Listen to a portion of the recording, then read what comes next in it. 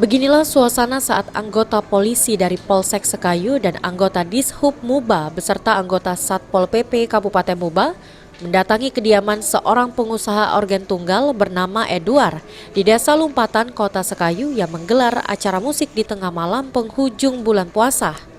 Anggota yang mendapatkan laporan dari masyarakat yang merasa terganggu oleh kegiatan tersebut langsung mendatangi lokasi dan meminta pemilik organ tunggal untuk menghentikan kegiatannya karena dapat menimbulkan kerumunan massa di tengah wabah virus COVID-19.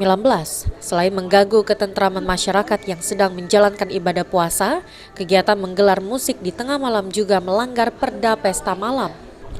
Setelah diperingatkan dan diberi pengertian oleh anggota kepolisian, akhirnya pemilik organ tunggal tersebut bersedia menghentikan kegiatan tersebut dan warga yang datang dipinta untuk membubarkan diri.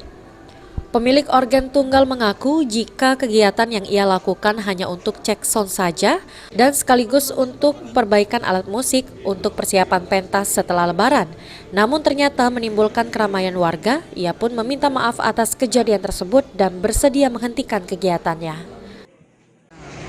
Cek sound dan membenahi yang rusak.